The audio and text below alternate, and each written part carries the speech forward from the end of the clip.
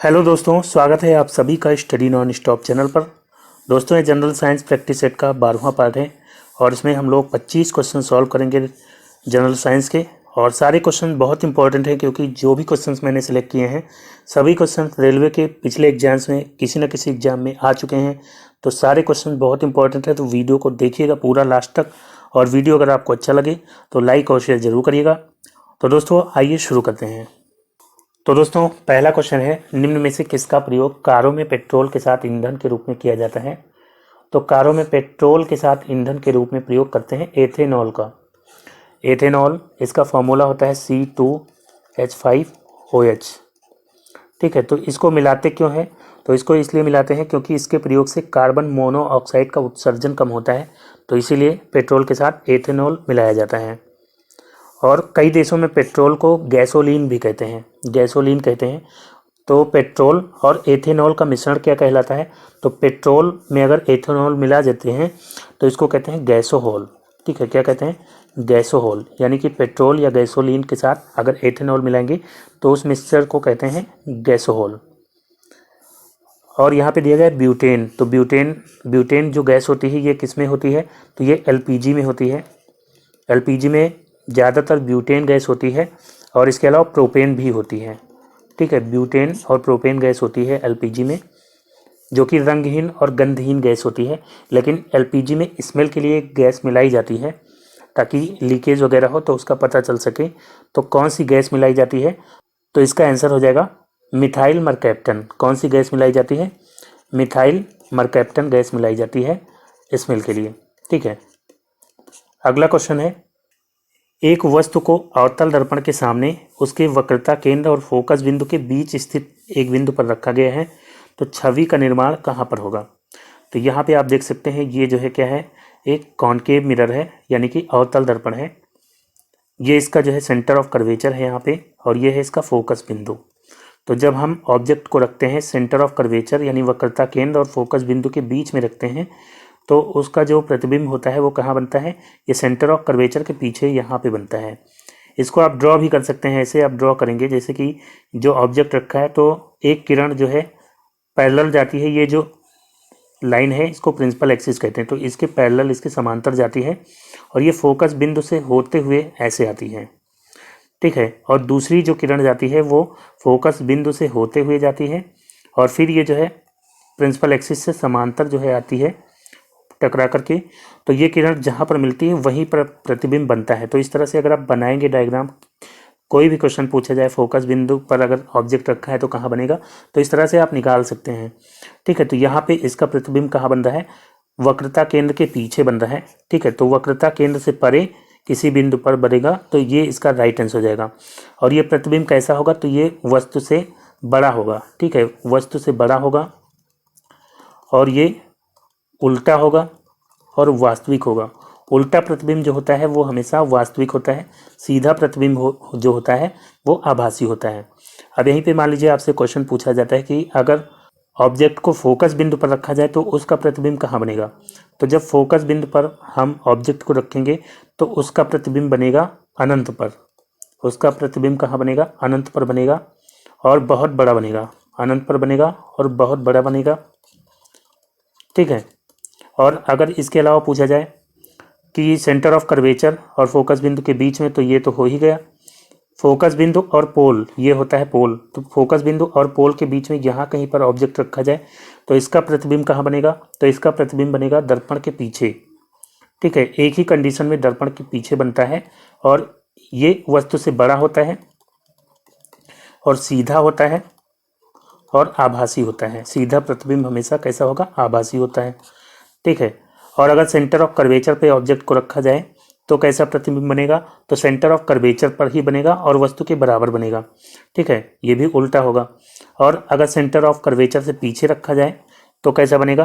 तो अब जो है प्रतिबिंब कैसा बनेगा? उल्टा तो बनेगा लेकिन ये वस्तु से छोटा बनेगा। ठीक है, जब सेंटर ऑफ कर्वेचर से पीछे रखेंगे, जितना पीछे रखते जाएंगे तो वस्तु से छोटा बनेगा। ठीक है, और उल्टा बनेगा और वास्तविक होगा। ठीक है, तो ये सभी चीज़ें आप याद रखिएगा। तो राइट आंसर हो गया यहाँ पे ऑप्शन सी। अगला क्वेश्चन है, कणों की गतिज ऊर्जा किसमें अधिकतम होती है? तो कणों की गतिज ऊर्जा यानी काइनेटिक एनर्जी सबसे ज़्यादा होती है प्लाज्मा में। प्लाज्मा में क्यों होती है? क्योंकि प्लाज्मा में आयनित गैसें होती हैं, ठीक है। जब गैसें गर्म होकर के आयोनाइज्ड हो जाती हैं तो उसको कहते हैं प्लाज्मा। इसमें सबसे ज़्यादा गतिज ऊर्जा होती है कणों की, ठीक है। पदार्थ की 5 अवस्थाएं होती हैं, एक होता है ठोस, एक होता है द्रव, एक होता है गैस, एक प्लाज्मा होता है चौथे नंबर पर, और 5वें नंबर पर होता है एक बोस-आइंस्टीन कंडेंसेट, ठीक है। तो ये पदार्थ की 5 अवस्थाएं होती हैं। इसमें सबसे ज़्यादा गतिज ऊर्जा किसमें होती है? तो प्लाज्मा में होती है। उसके बाद गैसों में होती है, उसके बाद जो है द्रव में होती है, उसके बाद ठोसों में होती है, और सबसे कम किस में होती है?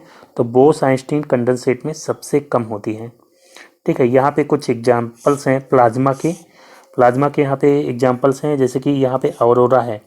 तो ऑरोरा क्या होता है? तो ये नॉर्दर्न लाइट्स होती हैं और साउदर्न लाइट्स होती हैं, जो पोल्स पे, जो नॉर्थ पोल है अपने पृथ्वी का और जो साउथ पोल है, तो वहाँ पे कुछ लाइट्स चमकती हैं, तो उसको कहते हैं ऑरोरा, ठीक है। तो वो प्लाज्मा ही होता है। और जो आकाश में बिजली चमकती है वो भी एक तरह का प्लाज्मा होता है, और ये प्लाज्मा बॉल है। और यहाँ पे दिया गया है न्यूक्लियर फायर बॉल, ये भी प्लाज्मा है। और नियॉन साइन, जो आप साइन बोर्ड देखते हैं चमकते हुए इस तरह से 24 आवर्स ओपन ऐसे लिखा रहता है, होटल वगैरह में आपने देखा होगा, तो इस तरह के जो बोर्ड होते हैं ग्लो साइन बोर्ड, तो वो भी जो है उसके अंदर भी प्लाज्मा होता है। और जो वेल्डिंग करते हैं तो उसमें जो लाइट चमकती है तो वो भी एक तरह का प्लाज्मा होता है, उसमें गर्म गैसें होती हैं जो कि आयोनाइज्ड होती हैं। इसके अलावा ट्यूबलाइट जो होती है उसके अंदर जो गैस भरी होती है पारे की वाष्प, तो उसमें भी जब इलेक्ट्रिसिटी पास कराई जाती है तो वो भी प्लाज्मा बन जाता है, तो उसी के कारण उसमें चमक उत्पन्न होती है, ठीक है। तो यहाँ पे सी ऑप्शन इसका राइट आंसर हो गया, प्लाज्मा। अगला क्वेश्चन है, 3 समांतर प्रतिरोध जिनके मान क्रमशः 6 ओम हैं, एक दूसरे से समांतर क्रम में जुड़े हैं, इस संयोजन का तुल्य प्रतिरोध क्या होगा? तो यहाँ पे दिया गया है 3 प्रतिरोधक हैं जो कि समांतर क्रम में एक दूसरे से जुड़े हुए हैं, ठीक है। समांतर क्रम में इस तरह से एक दूसरे से जुड़े हुए हैं, तो इनका जो है तुल्य प्रतिरोध बताना है कि कितना होगा, यानी इनका टोटल रेजिस्टेंस बताना है। तीनों जो है 6 ओम के हैं, ठीक है। तो समांतर क्रम में अगर जुड़े हुए होते हैं तो उनका तुल्य प्रतिरोध होता है 1/R equivalent equal to 1/R1 plus 1/R2 plus 1/R3, ठीक है। 3 है तो R3 तक लेंगे, अगर और होते तो और ले लेते हैं। तो 1/R इक्विवेलेंट कितना हो जाएगा? 1/6 प्लस 1/6 प्लस 1/6, यानी कि 3/6। 3 1 जा 3, 3 2 जा 6, तो 1/R इक्विवेलेंट कितना आ गया? 1/2। 1/RE 1/2 है तो R इक्विवेलेंट कितना हो जाएगा? तो 2 हो जाएगा, यानी कि टोटल रेजिस्टेंस कितना आ गया? 2 आ गया, ठीक है। तो यहाँ पे राइट आंसर क्या हो जाएगा? ऑप्शन बी, 2 ओम। और अगर यहीं पे ये श्रेणी क्रम में जुड़े हुए होते, तो श्रेणी क्रम में अगर जुड़े हुए होते हैं तो उनको डायरेक्ट ऐसे जोड़ लेते हैं। वहाँ पे R इक्विवेलेंट इक्वल टू क्या हो जाता है? R1 plus R2 plus R3, ठीक है। यानी कि 6 प्लस 6 प्लस 6 कितने हो जाता? 18 हो जाता, अगर ये श्रेणी क्रम में जुड़े हुए होते तो, ठीक है। तो यहाँ पे बी ऑप्शन इसका राइट आंसर होगा। नेक्स्ट क्वेश्चन है, दंत क्षय तब शुरू होता है जब मुंह का पीएच डैश होता है। तो हमारे मुंह का जो सलाइवा होता है मुंह में, उसका पीएच मान जो है 6.2 से लेकर के 7.6 तक जो है ये सामान्य तौर पर होता है, नॉर्मली इतना होता है, ठीक है। अगर हम ज़्यादा एसिडिक फूड वगैरह लेते हैं तो ये जो है पीएच मान कम हो जाता है, और अगर पीएच मान जो है 5.5 से कम हो जाए तो जितना कम होगा उतना ही ज़्यादा एसिडिक हो जाएगा, उतना ज़्यादा अम्लीय हो जाएगा, ठीक है। तो अम्लीय वातावरण में बैक्टीरिया पनपने लगते हैं, ठीक है, बैक्टीरिया आ जाएंगे, तो इस कारण से दंत क्षय होने लगेगा, यानी कि दांतों में सड़न स्टार्ट हो जाएगी, ठीक है। तो 5.5 से कम होने पर दिक्कत होने लगती है, तो यहाँ पे राइट आंसर क्या हो जाएगा? ऑप्शन सी, 5.5 से कम। अगला क्वेश्चन है, निम्नलिखित में से किस वैज्ञानिक ने अपनी पुस्तक ओरिजिन ऑफ स्पीसीज में कार्बनिक विकास के लिए क्रियाविधि का सुझाव दिया है? तो ओरिजिन ऑफ स्पीसीज ये जो है बुक है चार्ल्स डार्विन की ये जो है बुक है ओरिजिन ऑफ स्पीसीज, ठीक है। इसमें इन्होंने जैव विकास का सिद्धांत दिया है जिसको डार्विन का सिद्धांत कहते हैं, और जो किस पर आधारित है? तो ये प्राकृतिक चयन के सिद्धांत पर आधारित है, ठीक है। नेचुरल सिलेक्शन पर आधारित है, यहाँ पे लिखा हुआ है नेचुरल सिलेक्शन पर आधारित है, यानी प्राकृतिक चयन पर आधारित है। तो डी ऑप्शन इसका राइट आंसर हो जाएगा, चार्ल्स डार्विन। अगला क्वेश्चन है, तापमान को केल्विन पैमाने से सेल्सियस पैमाने में बदलने के लिए आपको क्या करना होगा? तो 0 डिग्री सेल्सियस जो होता है ये केल्विन में कितने के बराबर होता है, तो ये 273 केल्विन के बराबर होता है। यानी कि सेल्सियस में अगर हम 273 जोड़ देते हैं तो हमें केल्विन प्राप्त हो जाता है। तो अगर केल्विन से हमें सेल्सियस में निकालना है तो केल्विन से हम क्या करेंगे, 273 माइनस कर देंगे तो हमें डिग्री सेल्सियस में प्राप्त हो जाएगा टेम्परेचर। ठीक है, तो राइट आंसर यहाँ पे क्या होगा, डी ऑप्शन इसका राइट आंसर हो जाएगा। दिए गए तापमान में से 273 हमें घटाना होगा। ठीक है, तो ये तो हो गया केल्विन और सेल्सियस का। अगर मान लीजिए फ़ारेनहाइट में चेंज करना है सेल्सियस से, तो उसके लिए फॉर्मूला होता है C/5 इक्वल टू F-32/9। ठीक है, तो इससे अगर सेल्सियस में दिया गया है, फ़ारेनहाइट में चेंज करना है तो आप यहाँ पे वैल्यू पुट करके निकाल सकते हैं, या फ़ारेनहाइट से सेल्सियस में करना है तो भी आप इसी फॉर्मूले से निकाल सकते हैं। ठीक है, अगला क्वेश्चन है सोल्डर किसकी मिश्र धातु है। तो सोल्डर क्या होता है, जो इलेक्ट्रीशियन लोग होते हैं वो आपने देखा होगा कि यूज़ करते हैं।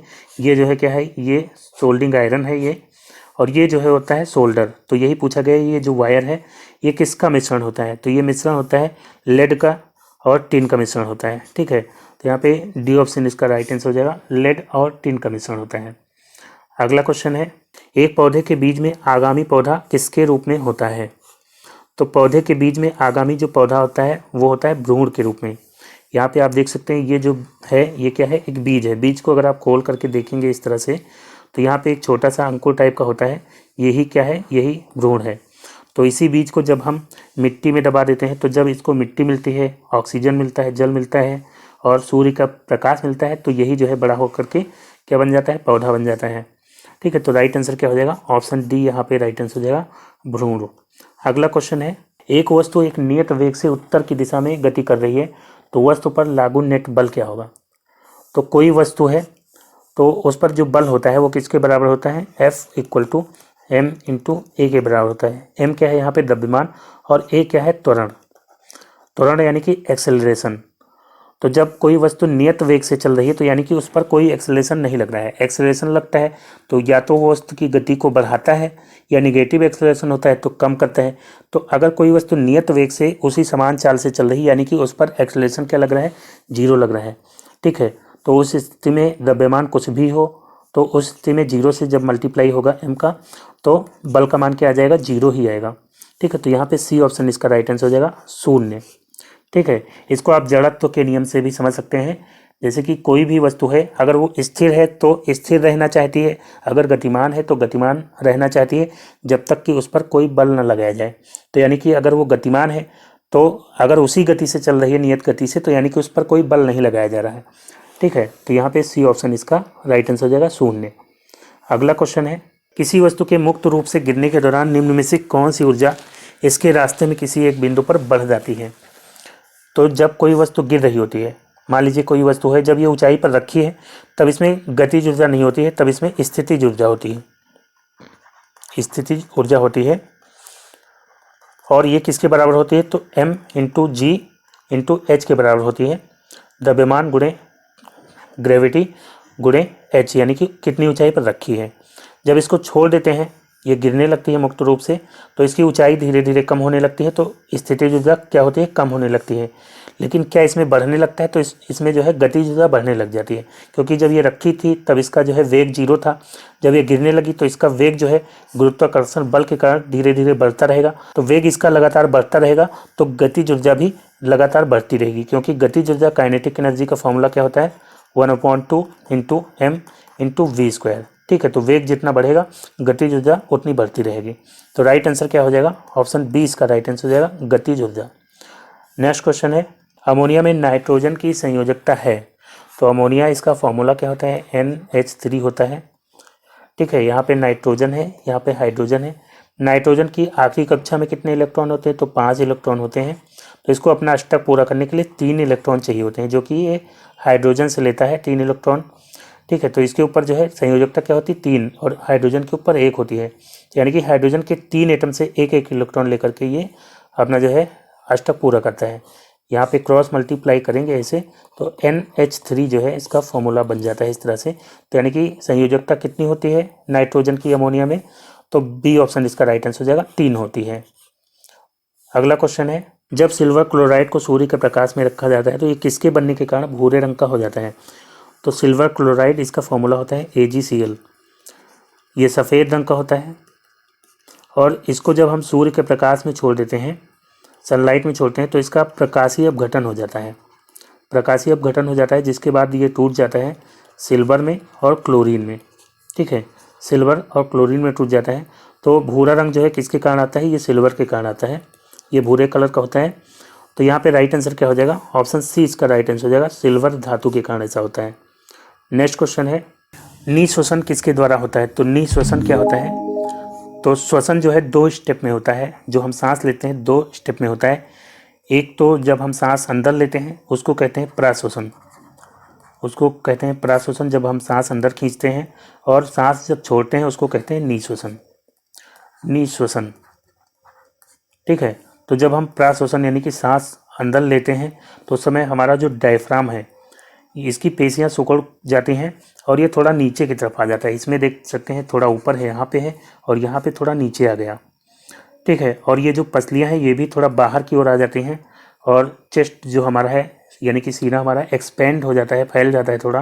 फेफड़े भी हमारे थोड़ा फूल जाते हैं क्योंकि उसके अंदर हवा भर जाती है, और इस स्थिति को क्या कहते हैं? इसको कहते हैं फेफड़े की स्फीति। तो ऑप्शन ए इसका राइट आंसर हो जाएगा, फेफड़ों की स्फीति। और वहीं जब हम सांस छोड़ते हैं, निःश्वसन जब होता है, तो उस स्थिति में क्या होता है? फेफड़ों की अवस्फीति। ठीक है, उसमें फेफड़ा सिकुड़ जाता है, डायफ्राम जो है अपनी पुरानी स्थिति में चला जाता है, रिलैक्स हो जाता है। ठीक है, और चेस्ट भी जो है कॉन्ट्रैक्ट हो जाता है यानी सिकुड़ जाता है, और फेफड़े भी सिकुड़ जाते हैं। तो यहाँ पे राइट आंसर क्या हो जाएगा? ए ऑप्शन इसका राइट आंसर हो जाएगा, फेफड़ों की स्फीति। ठीक है, फेफड़ों की स्फीति। अगला क्वेश्चन है, आयरन की वायु की उपस्थिति में जलने पर किसका निर्माण होता है? तो आयरन, इसका फॉर्मूला होता है Fe, और इसकी जब क्रिया होती है ऑक्सीजन से, जब वायु में छोड़ देंगे तो ऑक्सीजन से क्रिया करेगा और ये बनाएगा Fe2O3। यहाँ पे बैलेंस करने के लिए 4 होगा, यहाँ पे 3 होगा और यहाँ पे 2 हो जाएगा। तो ये जो है इसकी रिएक्शन होती है। तो यहाँ पे राइट आंसर क्या हो जाएगा? Fe2O3 आयरन ऑक्साइड का जो है निर्माण होता है। तो सी ऑप्शन इसका राइट आंसर हो गया। नेक्स्ट क्वेश्चन है, निम्न में से कौन सा पराध्वनिक तरंगों का औद्योगिक अनुप्रयोग नहीं है? तो पराध्वनिक जो तरंगे होती हैं इनको पराश्रव्य तरंगे कहते हैं या अल्ट्रासोनिक वेव्स कहते हैं। इनकी जो है आवृत्ति 20,000 हर्ट्ज से ज़्यादा की होती है। ठीक है, इससे ज़्यादा फ्रीक्वेंसी की होती है। इसको इंसान सुन नहीं सकते हैं, इसीलिए इनको पराश्रव्य कहते हैं। और यहाँ पे दिया गया है इसके प्रयोग कुछ दिए गए हैं, तो इसमें से कौन सा नहीं है ये बताना है। दिया गया है पराश्रव्य सफाई, तो अल्ट्रासोनिक क्लीनिंग कहते हैं पराश्रव्य सफाई को। तो इसमें जो है छोटे छोटे पार्ट्स होते हैं, जैसे घड़ियों के छोटे पार्ट्स हो गए या मोबाइल वगैरह के छोटे पार्ट्स हो गए या ज्वेलरी वगैरह को साफ़ करने के लिए इसका प्रयोग किया जाता है। तो यहाँ पे ये प्रयोग होता है। फिर दिया गया छेद करना या वांछित आकार में काटना, तो छेद करने के लिए और वांछित आकार में काटने के लिए भी पराश्रव्य तरंगों का प्रयोग होता है। धातुओं में पराश्रव्य तरंगों का प्रयोग किया जाता है, उनमें कोई क्रैक हो, कोई छेद वगैरह हो तो उसको जांच करने के लिए पराश्रव्य तरंगों का प्रयोग होता है। और यहाँ पे देखा किसी पौधे के शरीर से कीटनाशकों का पराश्रव्य तरीके से हटाना, तो पराश्रव्य ध्वनियों का प्रयोग कीटनाशकों को हटाने के लिए नहीं किया जाता है। तो यही इसका राइट आंसर हो जाएगा, ऑप्शन ए। और इसके अलावा पराध्वनिक तरंगों का एक जो है मुख्य प्रयोग होता है सोनार में। सोनार क्या होता है? तो ये समुद्र के अंदर वस्तु की गहराई या समुद्र तल की गहराई मापने के लिए इसका प्रयोग किया जाता है। ठीक है, तो इसमें यहाँ से जो है ये ट्रांसड्यूसर है, यहाँ से छोड़ी जाती हैं पराश्रव्य तरंगे जो कि तल से टकरा करके या किसी वस्तु से टकरा करके वापस आती हैं, और एक डिटेक्टर होता है उसके द्वारा जो है यहाँ पे पता लगाया जाता है। ठीक है, तो सोनार में इसका प्रयोग होता है। सोनार का फुल फॉर्म क्या होता है? तो इसका फुल फॉर्म होता है साउंड नेविगेशन एंड रेंजिंग। ठीक है, अगला क्वेश्चन है, एल कक्ष में रखे जा सकने वाले इलेक्ट्रॉनों की संख्या कितनी होती है? तो जो एटम होता है इसमें जो है बीच में होता है प्रोटॉन प्लस न्यूट्रॉन, जिसको नाभिक कहते हैं, और जो इलेक्ट्रॉन होते हैं वो अलग अलग कक्षा में इसके चारों ओर चक्कर लगाते रहते हैं। ठीक है, तो यहाँ पे जो पहली कक्षा होती है उसको के सेल कहते हैं, दूसरी कक्षा को एल सेल, और इसी तरह से एम सेल, फिर एन सेल, ऐसे इसकी कक्षाएं होती हैं। तो हमें पता लगाना है कौन सी कक्षा में कितने इलेक्ट्रॉन मैक्सिमम हो सकते हैं। तो उसके लिए एक फॉर्मूला होता है 2n²। तो मान लीजिए अगर हमें पहली कक्षा का पता लगाना है तो n की जगह 1 रखते हैं। यहाँ पे l कक्षा का पता लगाना है तो l यानी कि दूसरी कक्षा, k जो है पहली कक्षा हो गई, l दूसरी कक्षा, m तीसरी कक्षा और n जो है चौथी कक्षा। ठीक है, तो यहाँ पे l का पता लगाना है तो n की जगह हम 2 रखेंगे, तो 2 का स्क्वायर और मल्टीप्लाई बाई 2 यानी कि ये कितना हो जाएगा 2 गुणे 4 यानी कि 8। तो राइट आंसर क्या हो जाएगा, ऑप्शन ए इसका राइट आंसर हो जाएगा 8। इसी तरह से किसी भी कक्षा में कितने इलेक्ट्रॉन हो सकते हैं उसका हम चेक कर सकते हैं। जैसे कि m कक्षा का निकालना है तो 2n स्क्वायर यानी कि 2 इंटू 3 का स्क्वायर हो जाएगा, 3 का स्क्वायर 9 इंटू 2 कितना हो जाएगा 18। तो तीसरी कक्षा में कितने मैक्सिमम इलेक्ट्रॉन हो सकते हैं, तो 18 इलेक्ट्रॉन हो सकते हैं। ठीक है, अगला क्वेश्चन है आभासी और सीधी प्रतिबिंब के लिए दर्पण का आवर्धन कैसा होना चाहिए। तो जो दर्पण का आवर्धन होता है इसका फॉर्मूला होता है m equal to minus V upon U, magnificence equal to क्या होता है माइनस वी अपॉन यू। तो अब मान लीजिए कोई दर्पण है, यहाँ पे एक उत्तल दर्पण हमने ले लिया, तो कोई भी दर्पण हो उत्तल हो या अवतल, इधर अब जो है हम ऑब्जेक्ट रखेंगे जिधर रिफ्लेक्टिंग सरफेस होती है, तो इधर ही कोई और जो है प्रतिबिंब अगर मान लीजिए बनता है तो वो प्रतिबिंब उल्टा होगा, इसका प्रतिबिंब उल्टा होगा और वो उल्टा प्रतिबिंब कैसा होगा, वास्तविक होगा, क्योंकि ये जो है ये जो किरण जाती है वही रिफ्लेक्ट होकर के प्रतिबिंब बनाती है, तो उसको वास्तविक प्रतिबिंब कहते हैं।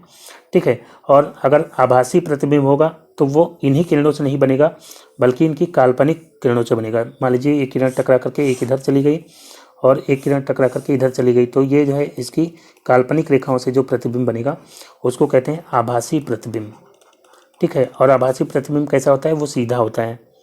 ठीक है, तो आपको ये पता होना चाहिए कि जिधर ऑब्जेक्ट रखा जाता है यानी लेफ्ट हैंड साइड, उधर की सारी दूरी माइनस में लेते हैं और इधर की सारी दूरी प्लस में लेते हैं दर्पण के पीछे। ठीक है, तो यहाँ पे अगर मान लीजिए आभासी प्रतिबिंब है, जो कि यहाँ पे पूछा गया है आभासी और सीधी छवि, तो आभासी प्रतिबिंब है तो वहाँ पे v क्या होता है, तो प्रतिबिंब जहाँ पे बनता है उसकी दूरी को v से प्रदर्शित करते हैं, तो वहाँ पे v क्या होगा, पॉजिटिव में होगा। तो यहाँ पे माइनस का चिन्ह पहले से ही है और v जो है पॉजिटिव में होगा तो v ऐसे ही हो जाएगा। अब यहाँ पे u क्या होगा, तो इधर की सारी दूरी निगेटिव में होती है इधर की, तो यहाँ पे u जो है निगेटिव में हो जाएगा। ठीक है, यहाँ माइनस माइनस प्लस हो जाएगा। तो अब ये जो वैल्यू आ रही है कैसी आ रही है, धनात्मक यानी कि प्लस में आ रही है। तो आभासी और सीधी छवि के लिए कैसा होगा दर्पण का मैग्नीफिकेंस, वो धनात्मक होगा। ठीक है, ऑप्शन सी इसका राइट आंसर हो जाएगा। अगर यहीं पे मान लीजिए वास्तविक प्रतिबिंब होता, तो वास्तविक प्रतिबिंब आपको पता है इधर बनता, तो उस कंडीशन में v जो है कैसा होता, माइनस में होता। तो m इक्वल टू माइनस और माइनस में v हम लेते और u तो माइनस में रहेगा ही क्योंकि इधर की सारी दूरी जो है हम लोग माइनस में लेते हैं। तो यहाँ पे माइनस माइनस क्या हो जाता, प्लस हो जाता, plus v upon minus you. ठीक है, तो यहाँ पे अब जो है ये जो भी दूरी आती, ये जो वैल्यू आ रही है ये कैसी है, ये माइनस में, क्योंकि प्लस माइनस क्या हो जाता है, माइनस ही हो जाता है। ठीक है, तो अगर वास्तविक प्रतिबिंब होगा तो मैग्नीफिकेंस ऋणात्मक आएगा और आभासी प्रतिबिंब होगा तो धनात्मक आएगा। अगला क्वेश्चन है बल द्वारा किया गया कार्य धनात्मक होता है जब। तो बल द्वारा किया गया कार्य धनात्मक कब होता है ये बताना है। तो कार्य इसका फॉर्मूला होता है work done equal to F into S into cos theta. F क्या है, तो बल है। ठीक है, एस क्या है, विस्थापन कितना हुआ, और कॉस थीटा, थीटा क्या है, तो एंगल बल और विस्थापन की दिशा का कोण होता है। ठीक है, तो उसका जो है कॉस थीटा हमें लेना होता है। तो यहाँ पे अगर बल इधर लगा रहे हैं और इधर ही विस्थापन हो रहा है तो यहाँ पे एंगल कितने डिग्री का है, 0 डिग्री। तो यहाँ पे 0 डिग्री हो जाएगा थीटा, यानी कि कॉस 0 डिग्री हो जाएगा और कॉस 0 डिग्री का मान होता है 1। ठीक है, तो यानी कि एफ इंटू एस इंटू 1 हो जाएगा कॉस थीटा की जगह। ठीक है, तो यहाँ पे वैल्यू क्या आ जाएगी, पॉजिटिव में आ जाएगी क्योंकि यहाँ पे 1 से मल्टीप्लाई हो रहा है, तो एफ इंटू एस जो है पॉजिटिव में आएगा। ठीक है, अगर यहीं पे बल इधर लगा रहे हैं हम, विस्थापन इधर हो रहा है यानी कि 180 डिग्री का एंगल है, तो यहाँ पे थीटा की जगह क्या हो जाएगा, कॉस 180 हो जाएगा और कॉस 180 का मान होता है -1। तो -1 का मल्टीप्लाई होगा एफ इंटू एस में, तो क्या हो जाएगा, जो कार्य आएगा वो निगेटिव में आएगा। और एक कंडीशन ये भी होती है कि बल हम इस दिशा में लगा रहे हैं, विस्थापन उसका इधर हो रहा है या इधर हो रहा है, यानी कि 90 डिग्री के एंगल पर हो रहा है। ठीक है, तो वहाँ पे कॉस क्या हो जाएगा, 90 डिग्री हो जाएगा। कॉस 90 का मान क्या होता है, तो कॉस 90 का मान होता है 0। ठीक है, तो कॉस 90 का मान 0 हो जाएगा, तो 0 का मल्टीप्लाई हो जाएगा एफ इंटू एस में। तो उस कंडीशन में क्या होगा, वर्क डन क्या आ जाएगा, शून्य आ जाएगा। क्योंकि ये भी पूछा जाता है कि कार्य शून्य कब होता है, तो कार्य शून्य तब होता है जब विस्थापन बल के लंबवत होता है। ठीक है, जब 90 डिग्री के एंगल पर विस्थापन होगा बल के, तब जो है कार्य शून्य होता है। लेकिन यहाँ पे क्या राइट आंसर हो जाएगा, तो यहाँ पे इसका राइट आंसर होगा विस्थापन अगर बल की दिशा में होता है तो उस कंडीशन में कार्य क्या होगा, धनात्मक होगा। विपरीत दिशा में होगा तब जो है ऋणात्मक होगा, और 90 डिग्री पर होगा तब शून्य होगा। अगला क्वेश्चन है, किस वर्ग के प्राणियों में श्वसन गलफड़ों और फेफड़ों द्वारा होता है। तो श्वसन जो है गलफड़ों द्वारा किस में होता है, तो जो प्राणी जल में रहते हैं उनमें जो है गलफड़ों द्वारा होता है। जो प्राणी फेफड़े से सांस लेते हैं वो जमीन में रहने वाले प्राणी होते हैं, जमीन में रहने वाले प्राणी फेफड़ों से सांस लेते हैं। और जो प्राणी उभयचर होते हैं वो जल और जमीन में दोनों में रहते हैं। उभयचर प्राणी जल और जमीन दोनों में रहते हैं, तो इनको दोनों सुविधाएं चाहिए होती हैं, गलफड़ा और फेफड़ा ये दोनों से सांस ले सकते हैं। ठीक है, तो इसका राइट आंसर क्या हो जाएगा, उभयचर हो जाएगा।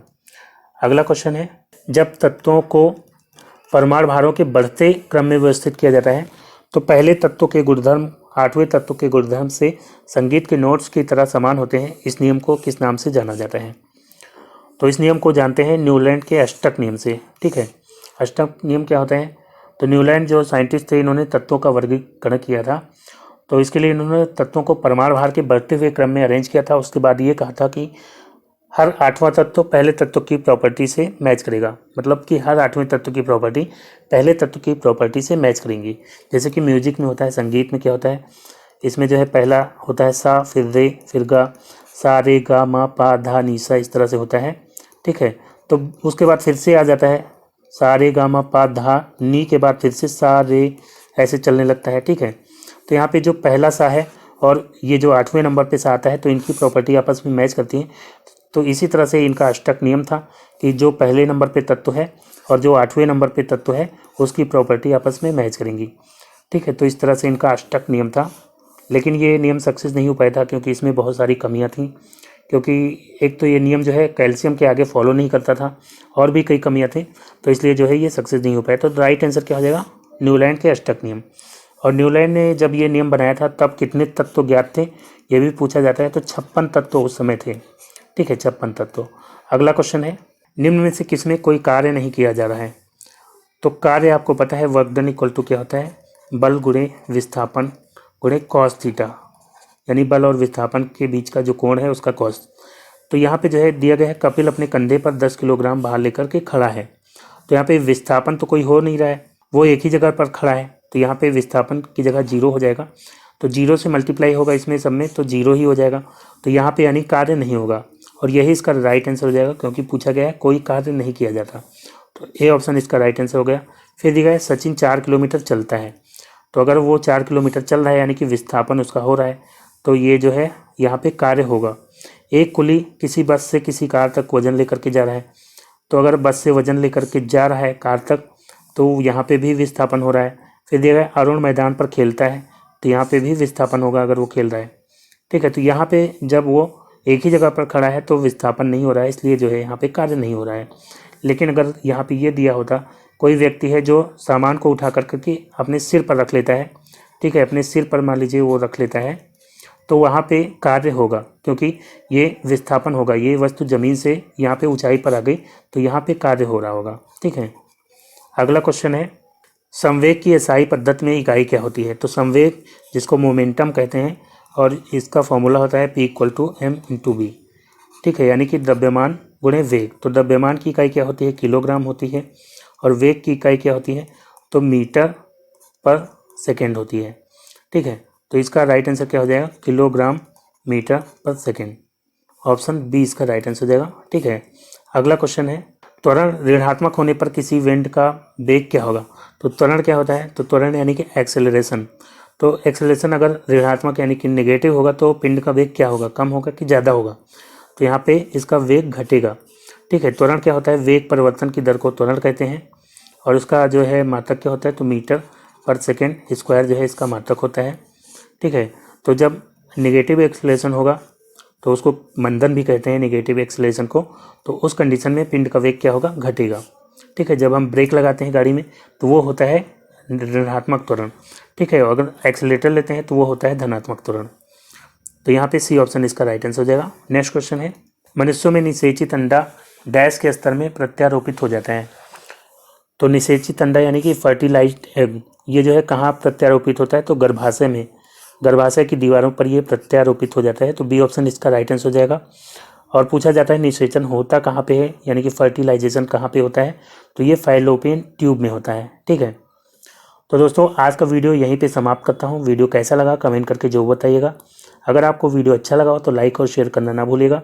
और जो नए दोस्त हैं चैनल को सब्सक्राइब कर लीजिएगा और नोटिफिकेशन बेल को ऑन कर लेंगे, तो जब भी वीडियो अपलोड होगा उसका नोटिफिकेशन आपको सबसे पहले मिल जाएगा। तो मिलते हैं नेक्स्ट वीडियो में, तब तक के लिए goodbye and take care.